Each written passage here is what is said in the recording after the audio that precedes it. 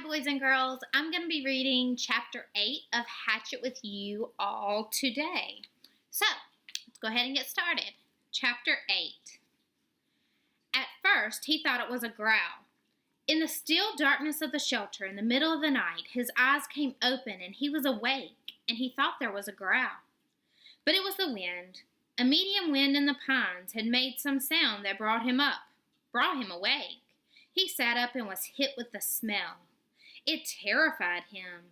The smell was one of rot, some musty rot that made him think only of graves with cobwebs and dust and old death. His nostrils widened and he opened his eyes wider, but he could see nothing.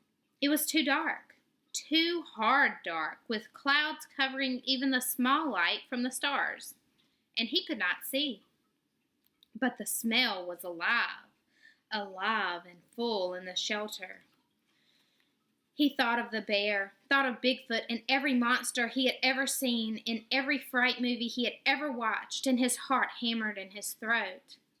Then he heard the slithering, a slithering brushing sound near his feet. And he kicked out as hard as he could. He kicked out and threw the hatchet at the sound, a noise coming from his throat. But the hatchet missed, sailed into the wall where it hit the rocks with a shower of sparks, and his leg was instantly torn with pain, as if 100 needles had been driven into it. Ugh!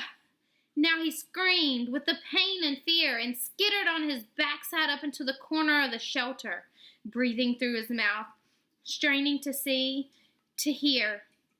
The slithering moved again. He thought toward him at first, and terror took him, stopping his breath. He felt he could see a low, dark form, a bulk in the darkness, a shadow that lived, but now it moved away. Slithering and scraping, it moved away, and he saw, or thought he saw, it go out of the door opening. He lay on his side for a moment, then pulled a rasping breath in and held it, listening for the attacker to return. When it was apparent that the shadow wasn't coming back, he felt the calf of his leg where the pain was centered and spreading to fill the whole leg. His fingers gingerly touched a group of needles that had been driven through his pants and into the fleshy part of his calf. They were very stiff and very sharp on the ends that stuck out, and he knew then what the attacker had been. A porcupine had stumbled into his shelter, and when he had kicked it, the thing had slapped him with its tail of quills. He touched each quill carefully. The pain made it seem as if dozens of them had been slammed into his leg, but there were only 8. Pinning the cloth against his skin, he leaned back against the wall for a minute. He couldn't leave them in. They had to come out, but just touching them made the pain more intense. So fast, he thought. So fast things could change. When he'd gone to sleep, he had satisfaction, and in just a moment it was all different. He grasped one of the quills, held his breath, and jerked. It sent pain signals to his brain in tight waves, but he grabbed another, pulled it, then another quill. When he had pulled 4 of them, he stopped for a moment. The pain had gone from being a pointed injury pain to spreading in a hot smear up his leg, and it made him catch his breath. Some of the quills were driven in deeper than others, and they tore when they came out. He breathed deeply twice, let half of the breath out, and went back to work. Jerk! Pause. Jerk! And 3 more times before he lay back in the darkness. Done. The pain filled his leg now, and with it came new waves of self-pity. Sitting alone in the dark, his leg aching, some mosquitoes finding him again, he started crying. It was all too much, just too much. He couldn't take it, not the way it was. I can't take it this way, alone with no fire and in the dark. And next time it might be something worse, maybe a bear, and it wouldn't just be quills in the leg, it would be worse. I can't do this, he thought, again and again. I can't.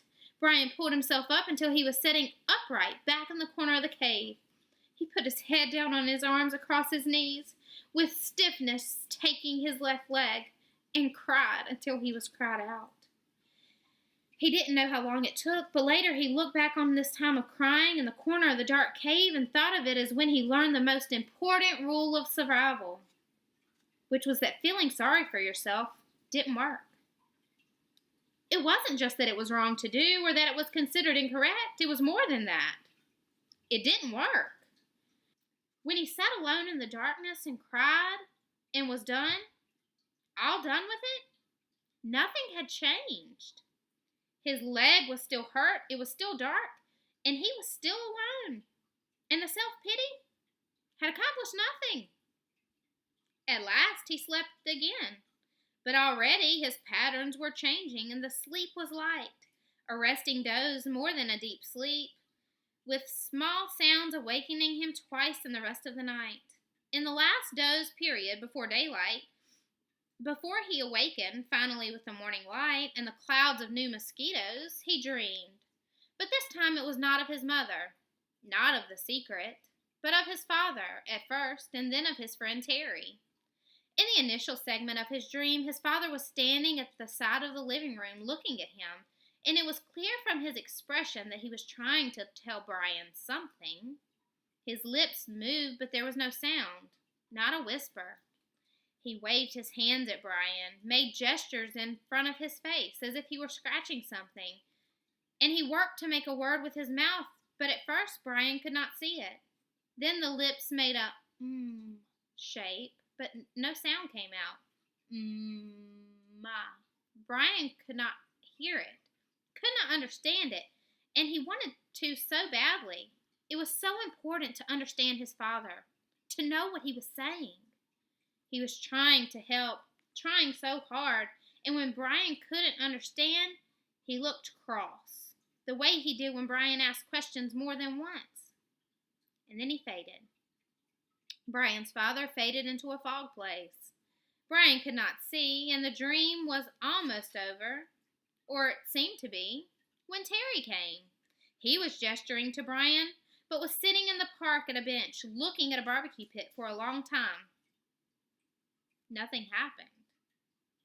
Then he got up and poured some charcoal from a bag into the cooker. Then some starter fluid, and he took a flick type of lighter and lit the fluid. When it was burning and the charcoal was at last getting hot, he turned, noticing Brian for the first time in the dream.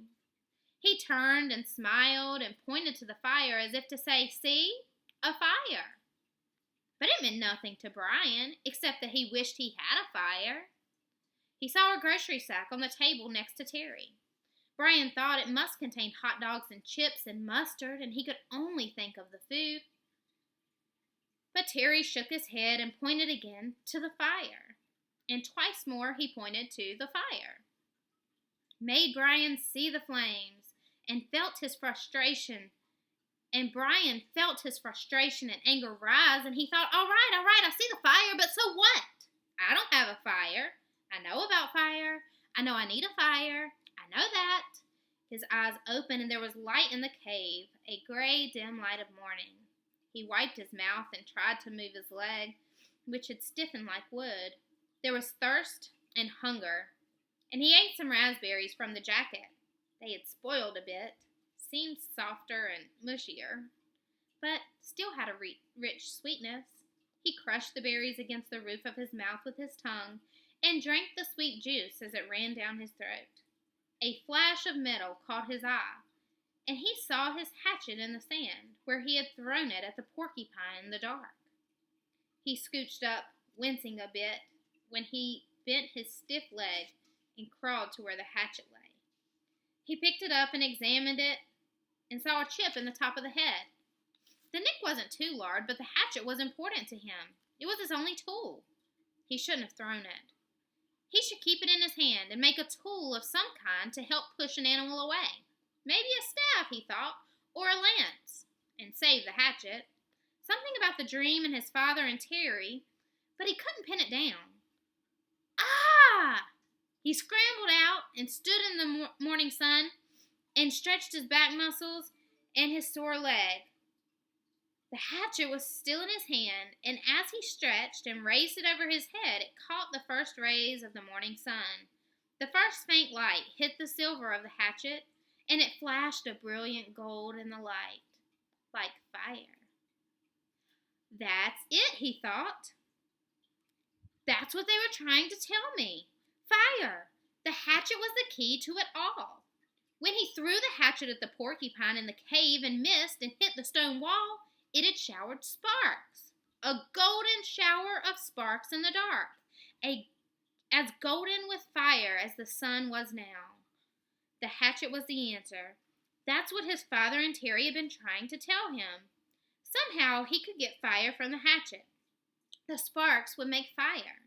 Brian went back into the shelter and studied the wall.